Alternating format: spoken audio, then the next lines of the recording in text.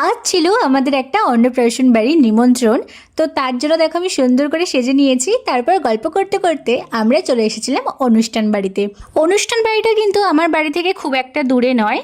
তো দেখো কি সুন্দর বেলুন দিয়ে সাজিয়েছে, দেখতে তো খুবই সুন্দর লাগছিল। তারপর তো আমরা চলে গেলাম উপরে। দেখো এই পুচকিটার হচ্ছে আজকে অন্নপ্রাশন, কত মিষ্টি দেখতে। এরপর তো আমরা বসে বললাম সবাই মিলে খাবার খেতে, কারণ প্রচণ্ড দেরি হয়ে গেছিল। তো 5ই সেপ্টেম্বর উপলক্ষে দেখো কি সুন্দর মেনু কার্ডটা করেছিল, খুবই ভালো লাগছিল। তো প্রথমে দিয়ে গেল এখানে স্যালাড, তারপর এখানে দিয়ে গেল চিকেন কাটলেট, সাথে কিন্তু কাসুন্দিও দিয়েছিল। খেতে কিন্তু খুবই সুন্দর ছিল, গরম গরম, আমার তো হেব্বি লাগছিল খেতে। তারপর এখানে দিয়ে দিলে হচ্ছে পোলাও, তারপর দিলে হচ্ছে চিলি পনির।